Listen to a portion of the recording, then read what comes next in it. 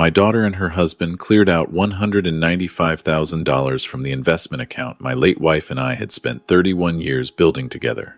2 weeks later, my son-in-law was cutting the ribbon on a brand new craft brewery with his name above the door, wearing a smile I'd seen him rehearse 1,000 times at family dinners. 3 months after that, his phone rang on a Tuesday morning, and I heard him screaming at the wall of his empty bar because every account he owned had been frozen.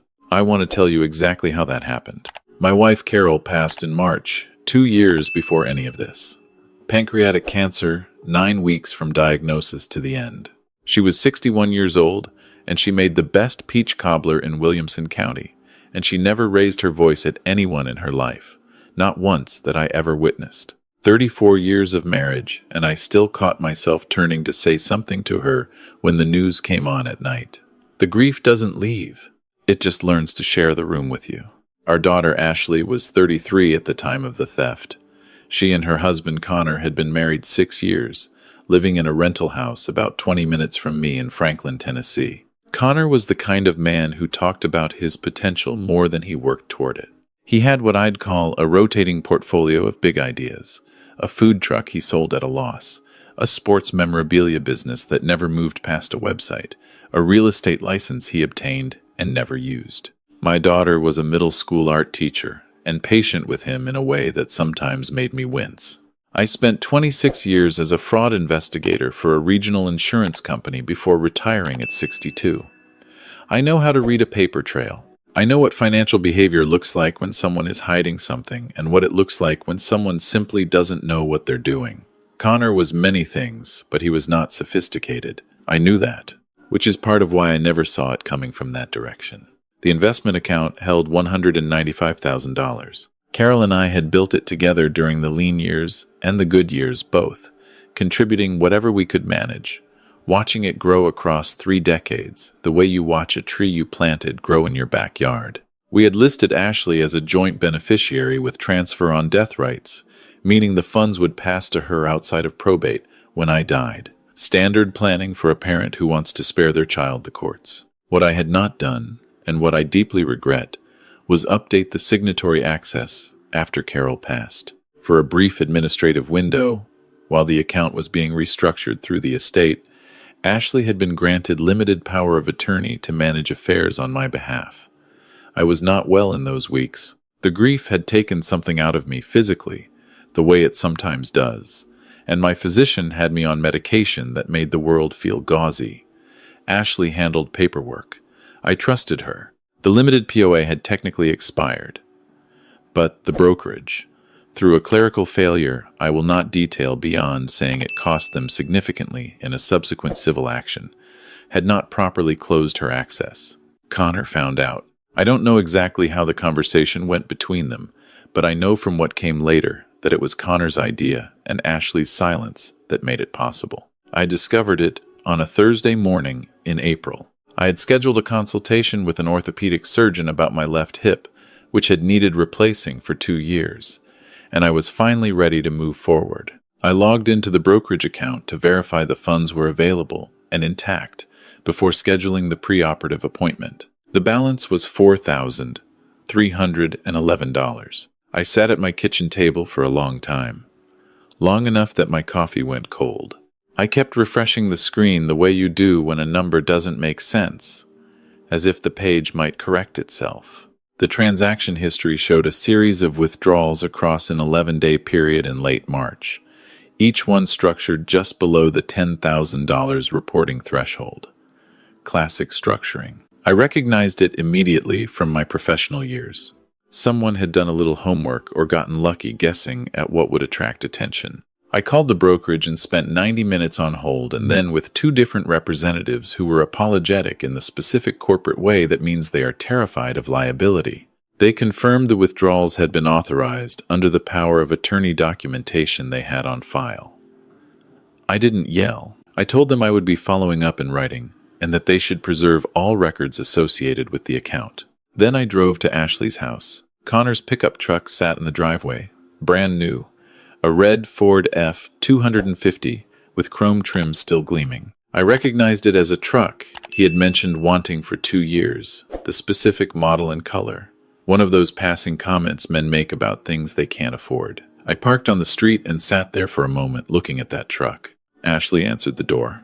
She looked at my face and something shifted in her expression, something I had never seen on my daughter's face before and haven't been able to fully name since. Not guilt exactly. More like the face of someone who had been waiting for a knock on a door and had spent a long time hoping it would never come. I asked her what had happened to the account. She told me she didn't know what I was talking about. She said it with the slightly elevated pitch and the sideways glance toward the hallway that told me Connor was somewhere nearby, probably listening. I told her the account held $4,311. I told her I needed my hip replaced. I told her I wanted to know where the money had gone. She started crying, which was real crying, not performed. And she said everything would be okay and that she loved me and that maybe I should talk to Connor, and then she went to get him, and I stood in my own daughter's doorway and felt something inside me go very quiet and very cold. Connor came out with his hands in his jeans pockets and his chin slightly elevated, which was a posture I had seen him use when he was preparing to hold a position.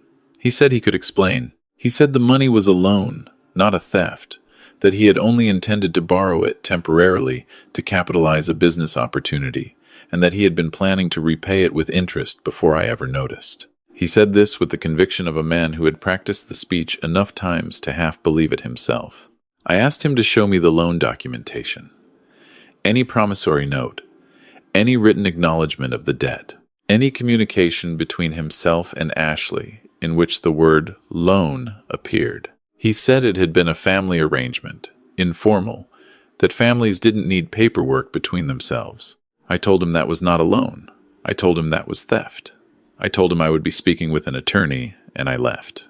I want to tell you that I went home and made a plan immediately, with cold precision, the way it might sound in retrospect. The truth is, I sat in my living room for 3 hours, looking at a photograph of Carol that sits on the end table beside the couch. The one from our trip to Asheville in 2018 where she's laughing at something off camera. I sat there and I thought about the fact that the money we had saved together over 3 decades had been used to buy a red pickup truck and something else I didn't know about yet. The something else became clear 10 days later when my neighbor Gerald called me to mention he'd driven past a new business on 5th Avenue South with a sign that said, Ridgeline Brewing Company. Grand opening next Saturday, with my son-in-law's name listed among the founders in the window signage. I drove past it that evening. A converted warehouse space, maybe 4,000 square feet, with the kind of rustic industrial renovation that costs serious money. New tap handles visible through the front glass, exposed brick, a chalkboard menu, a logo on the door with a mountain ridge silhouette that someone had paid a designer to create. The grand opening banner was already hung. He had opened a brewery with my wife's retirement savings and my hip surgery money, and he had put his name above the door. I went home, and I opened a new document on my laptop, and I typed the date at the top. Then I wrote down everything I knew in chronological order. Old professional habit. You begin with facts, only facts, and you build from there. The following Monday, I called Raymond Chu, an attorney who had handled estate matters for me after Carol died.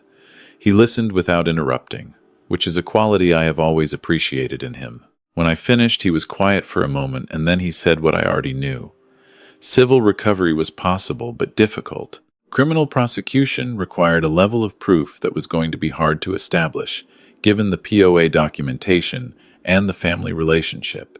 The brokerage's liability was worth exploring separately. But for what I wanted, which was documentation and options, he recommended I also consult a forensic accountant. Her name was Diane Presley. She worked out of an office in Brentwood, mid-40s, efficient in the way of someone who had spent years watching people try to be clever with numbers and had stopped being surprised by any of it. I laid out everything I had. She opened a spreadsheet and started building a timeline. The $195,000 had been moved in 9 transactions across 11 days.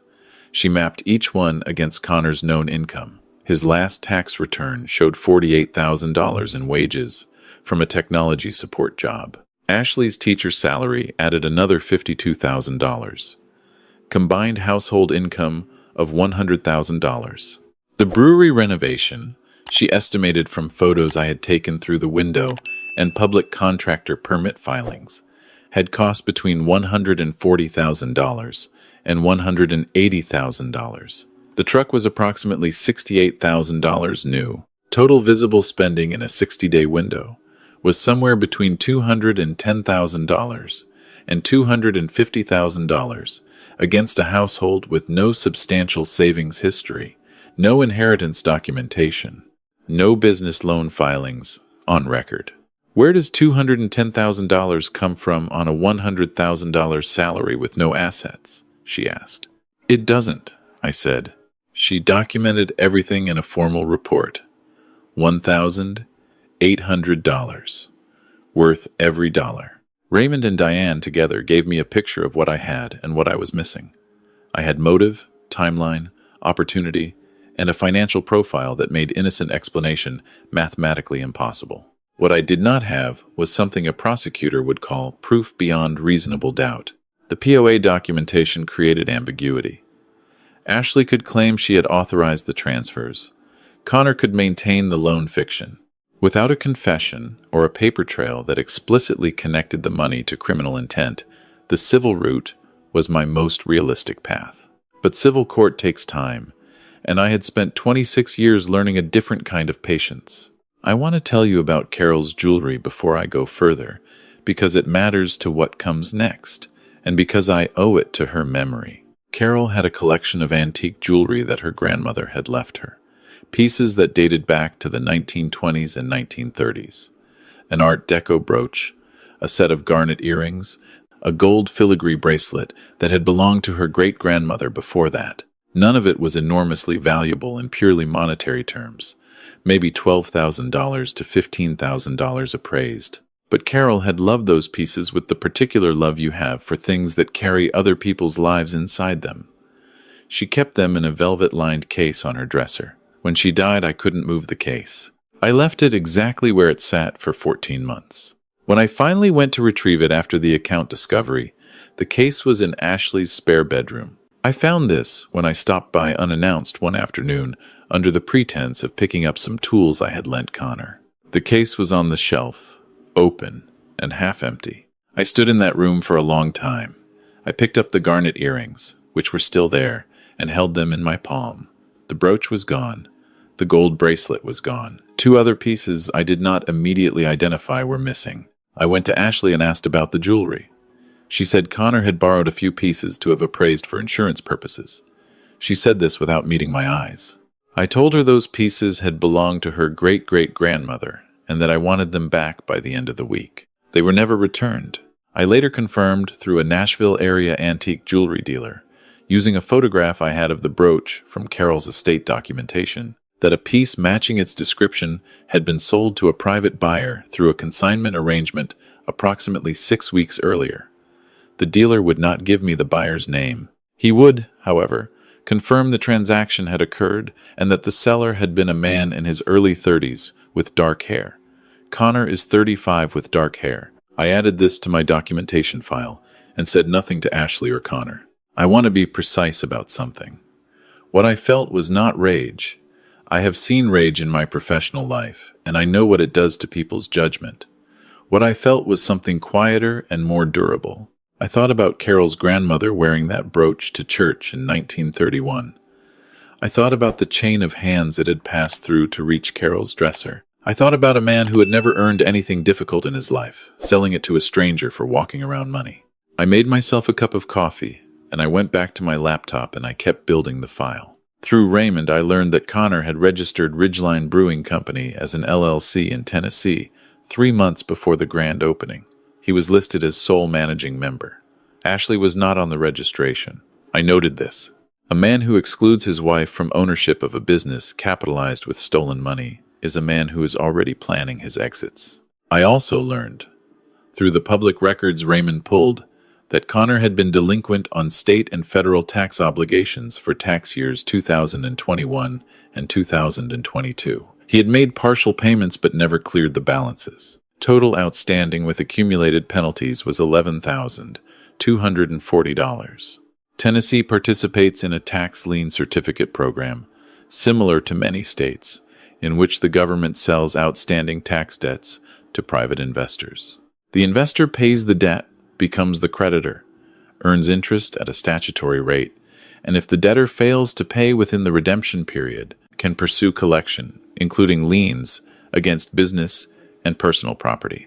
Raymond explained this to me with measured language and the slight pause of a man making sure his client understood the implications. I understood them completely. I told him to establish a limited liability company for me, something generic. He suggested Blue Ridge Consulting, LLC. I told him that was fine. I told him to register it with me as sole member, himself as registered agent, and to use his office address for all correspondence. I authorized Blue Ridge Consulting, LLC, to purchase Connor's outstanding tax obligations from the state. Total acquisition cost: $11,24.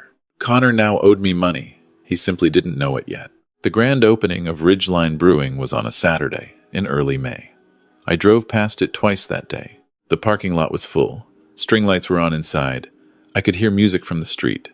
There was a line at the door. He had built something with my wife's money, with my retirement, with her grandmother's brooch, and people were standing in line to celebrate it with him. I drove home and I watched the Tennessee Titans highlights, and I went to bed at 10 o'clock. I didn't sleep much, but I didn't act recklessly either. 2 weeks later, I accepted Ashley's invitation to a family dinner at their house. I had been declining her calls and texts for a month, and she had escalated to showing up at my door twice, crying in a way that was partly performance and partly real. The two things wound together in her the way they are in people who have done something they can't fully justify to themselves. I went to dinner. I brought a bottle of wine. I sat at my son-in-law's table in the house my money had been partially paying for, and I ate the meal my daughter had cooked, and I asked Connor polite questions about the brewery. He was expansive on the subject. Occupancy had been strong the first 2 weekends. He was developing a flagship IPA and a seasonal wheat beer. He had a local food truck partnership in place for weekends. He was looking at hiring 2 additional staff members. He talked the way men talk when they are slightly drunk on their own success, when the thing they have built is newer than their doubt. I asked about financing. He said it had been a combination of personal savings and a private investor he declined to name. I smiled and poured more wine and let him talk. Do you know what gave him away? Not a drunken comment, not a slip. It was something smaller. When I asked about his supplier contracts and mentioned that I knew a bit about small business accounting from my years in insurance investigation, his posture changed. The expansiveness contracted. His eyes went to Ashley for a half second, and she looked down at her plate. That glance told me everything I had already known. I left early, thanked them for dinner, hugged my daughter at the door. She held on a beat longer than normal, and I let her, and I felt a kind of sorrow that had nothing to do with the money. The IRS, Form 3949. A is a citizen's referral for suspected tax fraud. It is anonymous. It is untraceable. It exists specifically for situations in which a private individual has reason to believe someone has failed to report income accurately. I completed the form on a Sunday afternoon in early June. I was methodical about it. Taxpayer name, business name, address, tax year. Then the factual description. I documented the $195,000 withdrawal from a third-party investment account, the timing of the LLC formation, the physical scope of the renovation relative to the declared income of the principals, the sale of antique jewelry through a consignment dealer. I noted the structured transactions, each one below the reporting threshold. I submitted it electronically, printed the confirmation, filed it. Then I waited. Waiting is the hardest professional discipline. I had spent 26 years in fraud investigation, learning that the impulse to move too quickly is what destroys most legitimate cases. You build the pressure, you let it accumulate, and then you apply it from multiple directions simultaneously when the target is most extended. I had explained this principle to younger colleagues for decades. Now I was applying it to my own son-in-law. The brewery was doing well through June and into July. I drove past it occasionally, and the parking lot was usually active on weekend evenings. Connor had posted photos on social media, which I monitored through a profile my neighbor Gerald's wife had created for me when I explained I needed to observe without being seen. The photos showed a full tap room, events, a logo merchandise line, a canned beer launch party. He was all in. This mattered. The more he invested in the business, the more he had to lose. In mid-July, Ashley called me on a Thursday evening. Her voice had the specific, tight quality of someone managing panic. I let her talk. She said that Connor had received a letter from the IRS. They were requesting documentation for a series of financial transactions from the previous year, specifically large cash movements and the source of capital for a new business venture. She said Connor was furious and convinced someone had reported him. She said he had already called an attorney. I told her IRS inquiries weren't uncommon for new businesses. I told her I hoped it would resolve quickly. I asked if there was anything I could help with. She said no and thanked me and got off the phone fast. I sat in my study and made a note in my file. Phase 1 active. The IRS process moved at its own pace, which is to say slowly, deliberately, and without concern for anyone's timeline but its own. Raymond had contacts who could occasionally provide general status updates through legitimate channels. In early August, he called me with news. The agency had rejected Connor's explanation for the capital source. He had claimed the startup funding came from personal savings accumulated over several years, but when asked to produce documentation, he had provided bank records that showed no corresponding accumulation. The agent had also flagged the structured withdrawal pattern from the brokerage account, which had appeared in supporting documentation. Raymond had submitted separately on my behalf as part of a parallel civil complaint against the brokerage for failing to properly close the POA access. Connor now faced a potential liability of approximately $38,000, back taxes on the unreported income, penalties, and interest. His business attorney had estimated total exposure at $42,000 when professional fees were included. Raymond also learned, through the attorney network, that Connor had applied for a business line of credit to cover the IRS obligation. 2 banks had declined. His personal credit, already stressed by the truck financing, could not support additional borrowing against a business with less than 6 months of operating history. I told Raymond to have Blue Ridge Consulting send the demand letter. The letter was formal and courteous in the way that legal instruments are when they are carrying something devastating inside the language. It informed Connor that his outstanding tax obligations for 2021 and 2022, now held by Blue Ridge Consulting, LLC, were in arrears and demanded full payment of $12,800, the original debt plus accumulated interest and administrative fees, within 30 days. Failure to remit would initiate collection proceedings, including potential liens against personal and business assets. Raymond sent it certified mail, signature required. Connor signed for it on a Tuesday morning. That evening, Ashley called me, and the panic in her voice had progressed to something that sounded like the edge of real fear. She said someone had bought Connor's old tax debt and was demanding money they didn't have. She said it had to be connected to the IRS situation.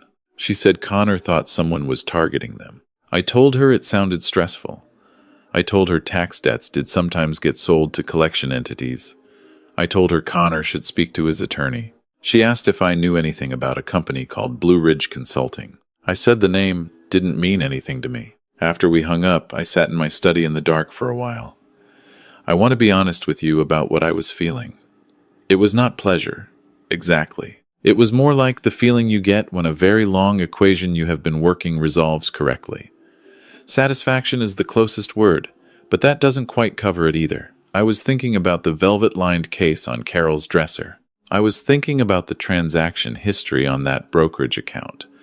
I was thinking about a line of people standing in a parking lot waiting to celebrate something built with theft. The walls were closing correctly. That was what I felt. I maintained my distance through August. No contact with Ashley or Connor except when Ashley called, which she did several times, with varying degrees of distress. I was consistently sympathetic and consistently unhelpful. The IRS had formally assessed the liability at $39,500, including penalties. Connor had arranged a payment plan at $1,200 per month. His truck payment was $890.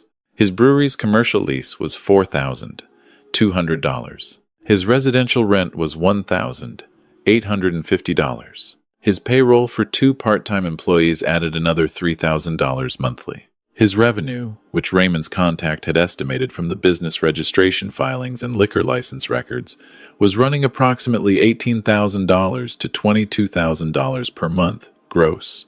After cost of goods and operating expenses, his net was likely under $6,000 monthly. He was spending more than he was making. In late August, I stopped by the brewery for the first time. A Wednesday evening, not busy. I sat at the bar and ordered a beer and looked around at the renovation work. Someone had done good work with the space. The brick was genuine. The bar top was solid wood. The tap system was commercial grade. My money had built something real, something I could look at and touch. The bartender was a young woman who told me the IPA was the most popular pour. I finished my beer and left a good tip and drove home. The following Tuesday, Connor appeared at my front door. I had been expecting this. I opened the door before he knocked, which startled him, and I stood in the doorway without inviting him in and waited. He had the documents in his hand, the Blue Ridge Consulting demand letter, and his face was the red of a man who had been building to this moment for days. He said the company was mine. He said he had hired someone to trace the LLC ownership and they had found me. He said this was harassment and that his attorney was preparing a lawsuit. I told him I had purchased a legitimately held tax debt at a public sale, which was a legal transaction available to any private citizen. He said he knew I had reported him to the IRS. I told him I had submitted information about suspicious financial activity, which was every citizen's legal right. He stepped closer. I did not step back. I want you to hear something clearly, I said. I know what you did. I know what you and Ashley did to that account. I know about the jewelry. I know about the brooch that belonged to Carol's grandmother. I know about the consignment sale. I know the exact amount you structured out of that account in 11 days, and I know exactly how you spent it. He opened his mouth, and I kept talking. You built that business with money you stole from a dead woman's retirement savings. You sold her grandmother's jewelry to strangers. And you looked me in the eye at a dinner table and told me about your IPA like I was supposed to be proud of you. His anger had shifted into something else.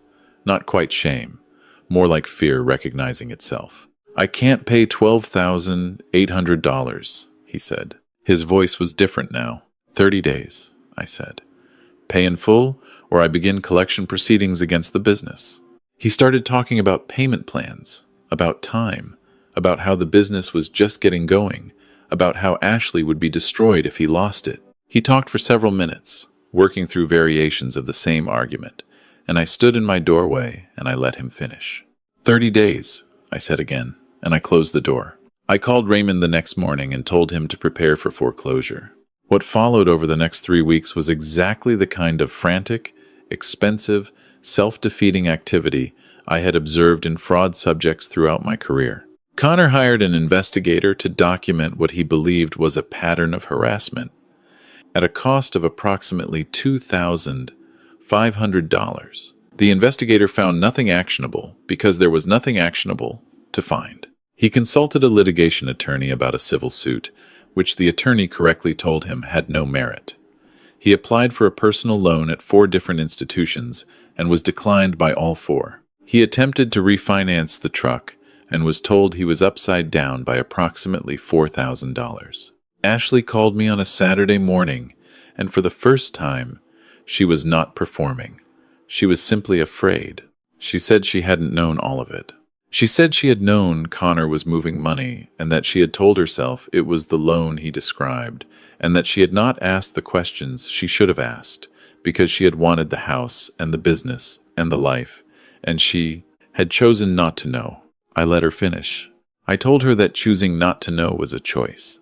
I told her I understood she hadn't been the one to execute it. I told her I also knew she had not called me, had not warned me, had not come to me at any point in those 11 days and told me what was happening. She cried for a while. "Can you please help us?" she said. I told her I could not help Connor. I told her I could not undo what had been done to Carol's things.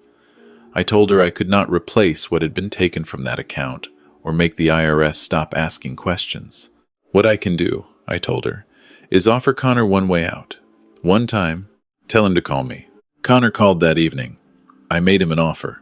I would purchase Ridgeline Brewing Company for the appraised value of its assets, which I estimated at approximately $85,000 for the equipment and lease rights and existing inventory. I would forgive the Blue Ridge Consulting debt.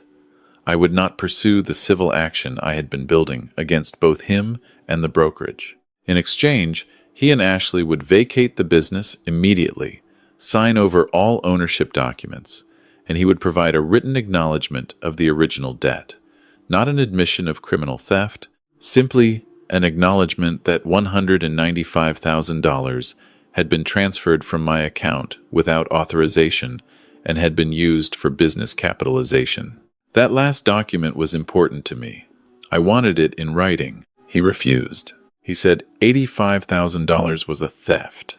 He said the business was worth $200,000. He said I was trying to steal back what was already mine by stealing something new. I told him the 30-day deadline was in 4 days.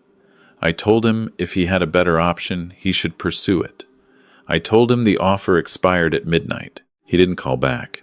The day before the deadline, I received a text from an unknown number that I recognized as a phone he had borrowed from someone else. It said he needed 60 more days to find a buyer for the business. It said Ashley was falling apart. It said I was going to destroy both of them for the sake of money. I thought about Carol's brooch. I thought about 31 years of deposits, of anniversary dinners eaten at home so we could save an extra $100, of the vacations we didn't take, of the years we drove cars until the wheels nearly fell off, because investing in our future mattered more than keeping up with anything or anyone. I did not respond to the text. The deadline passed at midnight with no payment. I called Raymond at 8 the next morning. The collection proceeding against Ridgeline Brewing Company began that day. Raymond filed the necessary documents with the appropriate Tennessee administrative bodies. Blue Ridge Consulting LLC, as holder of Connor's personal tax lien, which had been personally guaranteed against his business interests at the time of the original debt, had standing to pursue collection against business assets. Connor's attorney filed an objection, which is standard and expected and which costs money to file. The hearing was scheduled for 22 days later. I want to tell you about the morning of that hearing because it is the moment the story turned from something I was doing into something that was simply happening. Consequence following cause the way water runs downhill. I wore a suit. Raymond met me in the courthouse parking lot, and we walked in together.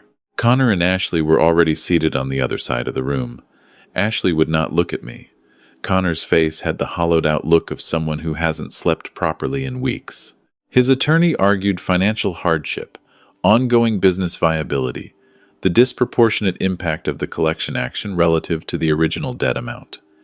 He was not a bad attorney. He made the available arguments with competence. Raymond presented the timeline, the documentation, the payment history, the notice record. Everything was in order because everything I had done was legal and documented. The hearing officer approved the collection proceeding. Connor's business assets were subject to immediate lien. If the debt remained unpaid within 15 additional days, forced liquidation could proceed. Connor stood up when the ruling was read, and his attorney put a hand on his arm. I watched my daughter put her face in her hands.